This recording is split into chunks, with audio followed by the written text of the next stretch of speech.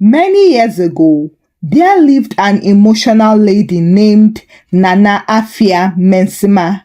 Everyone who knew her for her fragile emotion. Nana had never reacted halfway before. She always reacted fully. If someone stepped on her toe in the market, she would not say sorry and move on. She would ask for explanation, background story, and family history. If a taxi driver insulted another driver, Nana would insult both of them and add commentary. Her emotions did not know what it means to sit down quietly. Thankfully, Kwabena, her husband, knew this about her before he married her. On their first date, when a waiter brought the wrong drink for them, Nana stood up and delivered a speech on attention to detail. That day, Kwabena had watched quietly, slightly fascinated and slightly afraid. Well, he married her anyway after convincing himself and telling his friends that love is adventure. What he didn't know was that the adventure would include arguing with people who could not hear her. Years later, during lockdown, boredom entered their house and Nana needed something to occupy her spirits. That was when she discovered a particular TV channel that shows different interesting soap operas. However, everything was going on well for the longest until a particular soap opera titled Broken Promises started to air. At first, though, the show was innocent. I promise you it was. Until Kobe entered. Kobe was the smooth-talking husband on the show who had sugar in his mouth that looked harmless and conscience that looked optional. He smiled too easily, apologized too quickly, and lied too smoothly. The first time he cheated on his wife, Adwa, Nana dropped her spoon inside the stew. Hey! She shouted at the television. This boy is useless. Kwabena, who was reading the news quietly, jumped. Who is useless? This could be person. He is a disgrace. Kwabena blinked. But he cannot hear you. I know, Nana snapped, but I must speak. From that day, Nana did not just watch television, she participated in it. If Adwa cried, Nana would cry louder.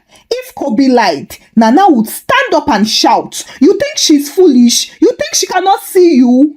Kwabena tried to reason with her one evening. Nana, it is a script, oh. Script my foot, Nana replied without looking away from the screen. Some men behave like this in real life. Kwabena slowly lowered his newspaper. Which men? All men have potential, Nana replied. Kwabena nodded carefully. Soon, watching the show became a ceremony. Nana prepared before every episode like someone attending a court hearing. She arranged a pillow, positioned herself at a perfect angle, and kept the remote close like a weapon. If the episode was intense, she would stand up mid-scene. One night at 10:45 p.m., she shook Kwabena awake. Wake up! He opened one eye. Is it fire? No, Nana shook her head. Thief? No, Nana shook her head again. Then what is it? She forgave him again, Nana said. Kwabena closed his eye. Who forgave who? Adwa. She forgave Kobe after the incident. Kwabena sighed deeply. Nana, those are actors. Actors with bad decisions. Kwabena turned his face to the wall slowly. Over time, her commentary became louder. She would shout as if they could hear her. Don't go into that room. No, stop. Check his phone now. Check his phone. Hey, this man will never change. Even Auntie Mansa, their neighbor next door, now knew the show schedule. If Nana's voice rose sharply at 8 p.m., it meant Kobe had misbehaved again. One evening, there was a loud knock on the door. Kwabena opened it and saw Auntie Mansa standing there in wrapper. Is everything okay? The woman asked. Yes, Kwabena replied tiredly. We heard shouting. It is television, Kwabena replied. Auntie Mansa nodded slowly. Tell him to behave. Kwabena frowned. Tell who? That cheating boy on the television. Tell him to behave. Kwabena nodded and closed the door gently. Inside, Nana was pacing in front of the TV. Look at his face, she hissed, smiling like an innocent goat. Kwabena stared at her. You are sweating. I am emotionally invested, Nana insisted. That is not healthy, Kwabena corrected. But Nana maintained it is justice. As episodes continued, Nana began predicting the next scenes. If he touches that phone, he's deleting messages, she would say. And the moment Kobe touched the phone, Nana would scream triumphantly, you see, I know men. Kwabena stared at her carefully. What do you mean by you know men? I know patterns, Nana said again. Well, Kwabena felt personally attacked by pattern. One particular Sunday evening, the episode reached another level. Kobe took Adwa to an expensive restaurant. He held her hand and spoke softly to her. Immediately, Nana narrowed her eyes. This is manipulation. Kwabena asked, how? He will cheat tomorrow, Nana said. Well, the next scene showed Kobe texting another woman secretly. Nana jumped up. Hey, I said it. She pointed at the screen aggressively. Don't trust him. Kwabena shook his head slowly. You are arguing with pixels. She ignored him completely. By now, the show had become her therapy, her battlefield and her courtroom. Every time Kobe lied, something inside Nana reacted personally. Her breathing would change, her tone would sharpen, and her eyes would start to glisten. Kwabena noticed it but did not fully understand it. One night, as the closing credits for that episode rolled, Nana stood in front of the television with her hands on her hips. This man will not survive in this house, she said. Kwabena froze. In this house? Yes. But he does not live here, Kwabena said. He lives in my spirit, Nana explained. Kwabena sat down slowly. The next morning, Nana woke up with unusual seriousness. She started thinking immediately she sat up. Kwabena noticed it and said, you are quiet. I am observing, Nana replied. Observing what? He asked. Patterns, she said. Kwabena swallowed his saliva. That word again, pattern. While brushing her teeth, Nana spoke from the bathroom. Kwabena! Yes, he answered. If you were in that situation, would you cheat? She asked. Kwabena froze. What situation? If you were married to me, Nana said. Kwabena stared at the bathroom door. I am married to you already. I mean hypothetically, she said. Kwabena walked closer and asked, Nana, why are we hypothetically cheating? I am just asking, oh, Nana said. No, Kwabena replied. No, what? She asked. No, I would not cheat, he said. Nana stepped out with her towel in her hand. Immediately, she asked. Yes, Kwabena nodded. No hesitation. Kwabena blinked. What kind of interview is this now? Nana narrowed her eyes slightly. Some men say no quickly. I am saying no quickly because the answer is no now, Kwabena said. She studied his face like an investigator and said, but that was dangerous. Later that afternoon, Nana called Efwa. Efwa was her friend. Hey, have you watched yesterday's episode? Nana asked. Efwa gasped. I almost broke my spoon. That man will never change. Same here, Nana replied. That Kobe man is very wicked, oh. He is a professional liar. Efwa lowered her voice. You know, these men, they start with small deceits. Yes, oh, Nana nodded. They smile too much, Efwa added. Yes, Nana nodded. They say relax, Efwa said. Yes, Nana nodded again and then she froze. Relax? Kwabena said relax often. Efwa continued. If your husband suddenly starts smiling too peacefully, watch him. Nana's eyes widened slightly. Kwabena smiled peacefully every morning. After the call, she walked into the sitting room where Kwabena was scrolling through his phone. As he laughed at something on the screen, she paused. What is funny? Kwabena looked up. Nothing. It's just a meme. What meme? She asked. Just a joke. Nana moved closer. Show me. Kwabena showed her. It was harmless anyway, but she stared anyway. Who sent it? She asked. My colleague, he replied. Female colleague? Yes, he nodded. There was silence. Then Nana asked, what is her name? Akosua, he replied. Why is she sending you things? Nana asked. Kwabena sighed. It is a group chat. Nana folded her arms slowly. Group chat is where things start. Kwabena blinked repeatedly. It is office. Nana nodded slowly. I am watching. That evening, as broken promises began, Nana's energy was different. It was not just entertainment now. She entered into full research mode. Kobe was on the screen apologizing dramatically to Adwa again. I made a mistake, he said. Nana stood up immediately. Don't believe him. Kwabena shifted uncomfortably. Nana, it is acting now. Acting reflects reality, Nana argued. She pointed at the screen. Do you see the way he's lowering his voice? That's his technique. Kwabena looked at her. I lowered my voice. Nana turned sharply. When? Now, Kwabena replied. There was silence. She stared at him and he stared at her back. Then she turned back to the TV slowly. Just be careful, she muttered. The next day, something small happened. Kwabena came home slightly late from work. Just 30 minutes because traffic had misbehaved that evening. He entered the house smiling. Sorry, I am late. Nana looked at the clock and dimmed her eyes. You did not call. My battery died, Kwabena explained. Her eyes narrowed the more. Battery died? She repeated. Yes, Kwabena nodded. How convenient, Nana said. Kwabena blinked. Nana, yes, she replied. I was in traffic, Kwabena said. Traffic can also lie, Nana argued. Kwabena stared at her in disbelief. Are you serious? Nana shrugged. I am learning, oh. Learning what? He asked. I am learning men's pattern, Nana replied. Kwabena put his bag down slowly. I am not Kobe.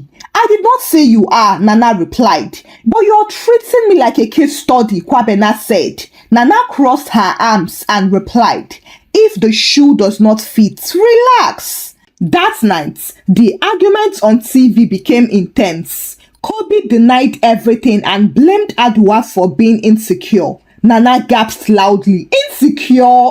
Hey! Kwabena rubbed his forehead. Nana, calm down. She turned to him sharply. Do not tell me to calm down. Kwabena raised his hand slightly. I am just saying. Nana glared. Just saying is how gaslighting starts. Kwabena froze. Gaslighting? Yes, Nana nodded. Ha. I am just sitting on my own, oh, Kwabena defended. You are minimizing my emotion, Nana attacked. And Kwabena stared at her as if he had entered the wrong house. To make matters worse, that night, Kobe did too much. He returned from seeing another woman and deleted the messages secretly again. Nana's face changed completely. She stood up and walked closer to the screen. You see, that is how it begins. Kwabena stood up too. Begin what? Nana replied, hidden life. Kwabena laughed nervously. You are fighting with television. Nana grabbed the remote tightly. I am fighting for justice. She pressed pause aggressively, then unpaused, then paused again. Her breathing grew faster. Kwabena watched her carefully now from a distance. This was no longer just entertainment. Something deeper seemed to have woken up. She turned slowly to him. If you ever delete message, tell me now. I delete spam messages, Kwabena replied. That is how it starts, Nana shouted. Nana! She ignored him and pointed at the screen again. This man thinks he is smart. Kwabena sighed. Kobe is fictional now. Pain is not fictional, Nana argued. The remote slipped slightly from her hand and hit the edge of the television. A small crack appeared at the bottom of the television frame. They both stared in short silence. Kwabena spoke slowly. Nana, yes? You cracked the television. Nana looked at the small crack. Then at Kobe's frozen face on the screen. Her chest rose and fell. He deserves worse, she said. Kwabena stared at her as if he was trying to calculate how a fictional man had nearly destroyed a real television. Nana, It is lead, not a punching bag. Nana did not respond immediately. Her eyes were still locked on Kobe's paused smirk. That smirk, that irritating, confident and manipulative smirk. Something inside her chest tightened. Kwabena walked closer to inspect the damage. It is small, he said. We can manage. Manage? Nana repeated slowly. Yes, Kwabena nodded. Nana pressed play again and the episode resumed. Kobe was speaking calmly to Adwa. You are overthinking, he said on screen. Nana froze. Overthinking? Her face changed and her breathing changed too. Kwabena noticed it. Nana, she did not answer him. On screen, Adwa began to doubt herself. Kobe leaned closer and said, you are imagining things. Imagining things? The words entered Nana's ears like arrow. Suddenly, the living room felt smaller and she was no longer seeing the television. She was remembering years ago. Another man, another soft voice saying, you are imagining things. You are too emotional. You are overreacting. Her hands began to shake slightly. Kwabena saw it and called her. Nana, it's a script. Do not say that, she whispered. Kobe deleted messages on screen again, smiling calmly and confidently. Nana stood up slowly. She walked closer to the television and said under her breath, stop smiling. Kwabena moved from the couch. Nana, stop smiling, she shouted at the screen. But Kobe continued smiling, speaking. Adwa cried. Nana's voice cracked. You think she's foolish? You think she cannot see? Kwabena stepped closer. Nana, please, it is acting.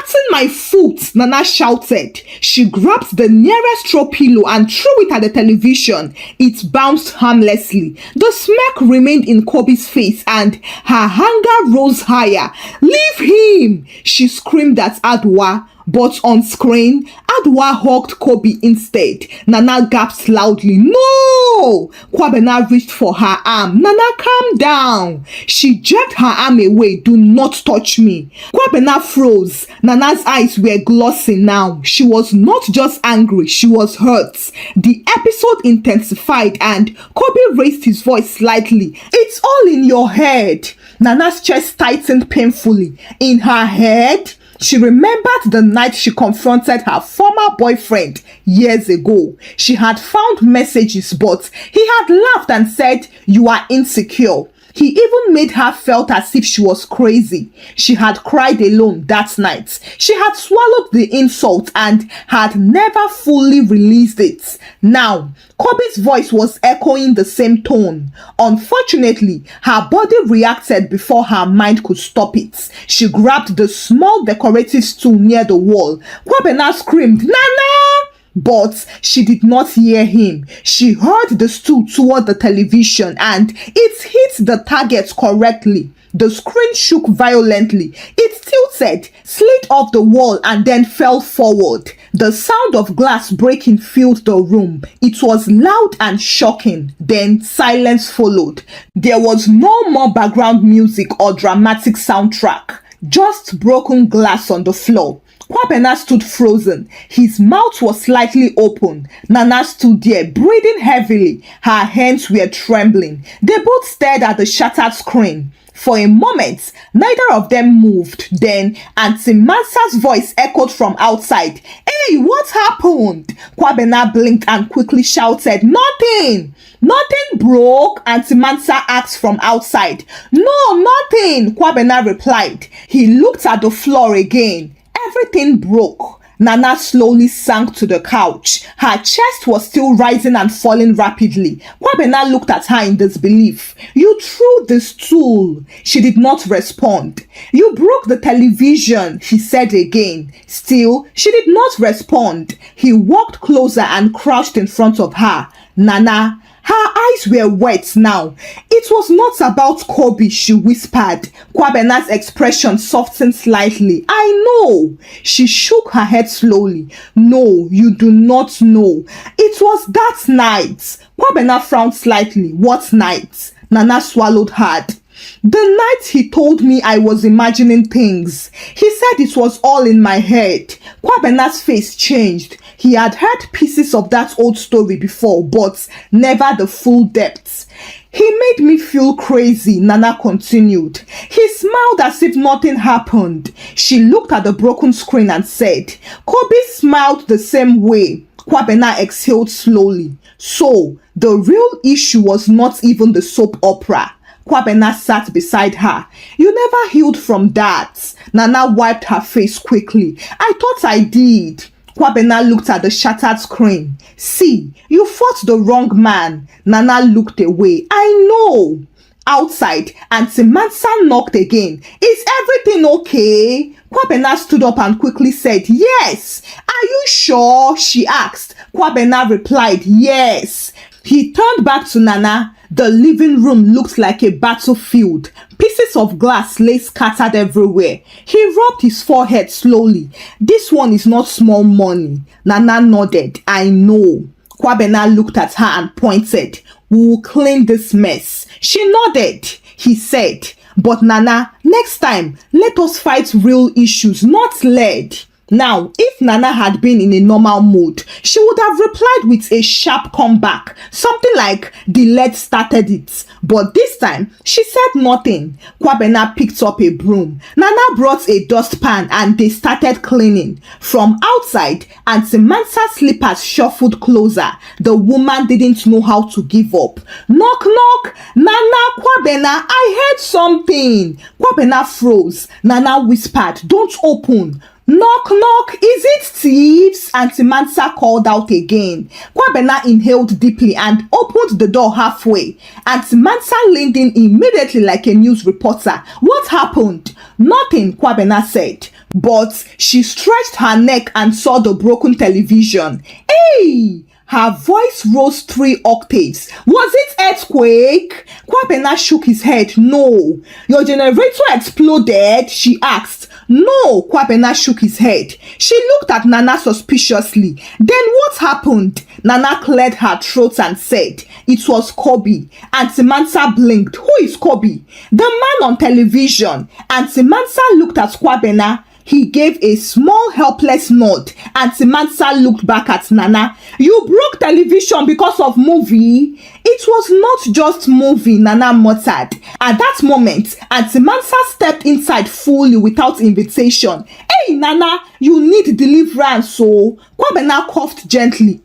We are fine. Auntie Mansa shook her head dramatically. This is why I watch only news. She turned to Nana. My sister, it is not the man inside television who will cheat. It is the one sitting next to you. Kwabena nearly choked. Madam, Auntie Mansa shrugged. I am just saying, no. She lowered her voice and then added, Don't let fiction spoil real life husband. Nana folded her arms slowly. It was emotional trigger. Auntie Mansa blinked again. Trigger? Is that the new word for anger? Kwabena quickly intervened. Thank you, Auntie Mansa. We'll handle it. She nodded. Okay, handle it before the next episode. Then she left, shaking her head. Nana sat back down slowly while Kwabena resumed sweeping. The broom moved rhythmically. After a few minutes, Nana spoke up. How much was this television? Kwabena paused. Do you want the old price or the current price? Nana sighed. Just tell me. Kwabena mentioned the amount and her eyes widened. Ha! That is a plot of land. Kwabena nodded. Yes. Ha! That is 3 months full salary. Kwabena nodded again. Yes. Nana covered her face briefly. Ha! I broke a plot of land because of Kobe. Kwabena almost laughed but controlled himself. We will survive, he said. But it is my fault, Nana said. Kwabena nodded. Yes. They both looked at the blank wall. The room felt strange without the television lights. That night, they sat in silence and Nana's hands felt restless. She reached for the remote automatically, but there was nothing to control. She exhaled slowly. Kwabena glanced at her. Are you okay? She nodded. I am just quiet. You are not used to being quiet, right? Nana smiled. Yes. Kwabena smiled. You know, when you shout at the television, it is funny. Nana looked embarrassed. But today was not funny. Kwabena shook his head. No, it was not. He sat beside her and said, Nana, I am not him. Nana nodded. I know. But sometimes you look at me as if I am him. Nana looked at him slowly and said, I am sorry. He nodded. I understand pain can recycle. The next morning, Mr. Boateng, the repairman, arrived. He examined the screen like a doctor checking a patient. Then he shook his head and said, Madam, this one has crossed. Crossed where? Nana asked. To the world beyond repair. Kwabena asked about the cost of possible repair and Mr. Boateng mentioned the amount. Immediately, Nana's face tightened. Please go, she said. After he left, she told Kwabena, I will replace it. He looked at her. You don't have to. I do, she said. But a smaller one. Kwabena nodded. All right, smaller is safer. That evening, Auntie Mansa shouted from outside, Nana, Kobe cheated again. Nana froze. Her body reacted slightly. Then she inhaled deeply and stayed seated. Kwabena watched her tightly. You are not going to check? Nana shook her head slowly. I cannot fight a man who lives in pixels. Kwabena smiled. Progress. Nana leaned back against the couch and said, I think I need to fight the real one inside. Kwabena nodded. Yes, you do. Nana crossed her arms and stared at the empty space. I did not even shout like this when it happened, she said. Kwabena did not ask which it. He knew it was her past. You were quiet then, he said. I was stupid then, she replied. Kwabena shook his head. No, you were just hurt. Nana exhaled slowly. I let him convince me I was overreacting. I doubted my own eyes. Kwabena listened quietly. Nana continued. When Kobe said you are insecure, I felt like I was back in that room. Kwabena nodded. I saw it. Nana frowned. You saw it? Yes. You were not arguing with the television. You were arguing with memory. Nana looked at him carefully. You are wise when you are not stressed. Kwabena smiled. I am always wise. You just mute me sometimes. She almost laughed. The next few days felt strange. Nana did not watch any soap opera at 8 p.m. She didn't shout at 8:12 p.m. and she didn't rain insults at 8:35 p.m. One night at exactly 8 p.m., Nana sat upright automatically. Her body was already trained to do so. Kwabena watched her from the other side of the room. You are itching, he said. I am not itching, she replied. Yes, you are. She sighed. Okay, just small. She stood up, walked to the empty wall and touched it lightly. Then she shook her head and walked back to sit down. This is embarrassing. No, Kwabena replied. This is detox. Detox from fictional nonsense? Nana asked. He nodded. Yes. The following morning, Nana called Efua. I broke the television, she said. Efua gasped loudly. How? With a stool, Nana replied. Efua froze. Hey, Nana! Nana explained it was emotional. You need prayer, Efua concluded. Nana nodded. I need sense.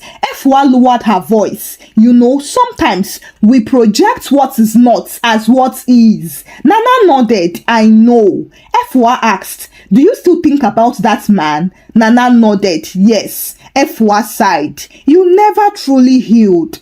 That afternoon, Nana opened her phone and searched for something she had been avoiding for years. Online counseling in Ghana. She stared at the options, closed the browser, then opened it again.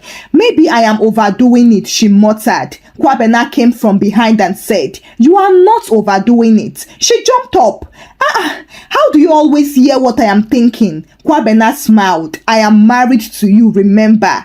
Nana hesitated. I think I need to talk to someone. Kwabena nodded immediately. Good, you should. You are not angry, she asked. I was angry about the television, not about your healing, he said. She looked at him carefully. Are you sure? He nodded. Yes. That night, they sat outside at the veranda since there was no television to watch. Auntie Mansa shouted from next door, "Hey, Kobe has been exposed!" Nana froze instinctively. Kwabena watched her. She inhaled, counted slowly. 1, 2, 3, 4, 5, and then she remained seated. Kwabena smiled. "You did not run?" Nana shook her head. "I am not running after Pixel Man again." The next week, they got a smaller television. As Kwabena mounted it on the wall, Nana stood watching. "This one looks humble," she said. "Yes, it knows its limits." Nana folded her arms. "It should have new rules." Kwabena raised his eyebrow. "What rules?" Nana counted on her finger. "No standing up to argue." "Good," Kwabena nodded. "No throwing objects." Kwabena nodded again. "Excellent." "No discussing fictional men at midnight." Kwabena laughed. "Perfect." Nana paused. "And if I feel triggered, I will pause." He nodded approvingly. That is leadership. The first episode she watched after the replacement felt different. Kobe appeared on screen again, still smiling smoothly. When he started apologizing dramatically, Nana's jaw tightened slightly. She leaned forward a bit and gripped the sofa. Her breathing increased. Then she paused the show. Kwabena held his breath. Nana closed her eyes briefly and whispered to herself, "He is fictional." She pressed play again, and this time she remained seated. When Kobe said, "You are insecure," Nana did not shout. She just laughed and said, "Old pattern." Kwabena blinked. "Are you laughing at him?" Nana smiled. "Yes." "Why?" Kwabena asked. She shrugged. "Because I know better now." Thankfully, the episode ended and there was no crack, no flying objects, and no neighbor knocking. Kwabena leaned back with relief. "You survived." Nana looked at him and smiled. "We survived." Later that night, as they prepared for bed, Nana paused at the doorway. "Kwabena." "Yes," he replied. "If I ever start fighting invisible enemies again, remind me." Kwabena smiled. "I will, always." Nana nodded. Thank you for watching the story. Kindly share your thoughts about the story with me in the comment section. Give the story a thumbs up and share the story out with your loved ones. Subscribe to this channel if you've not done so by now. Until I bring another story your way. Bye!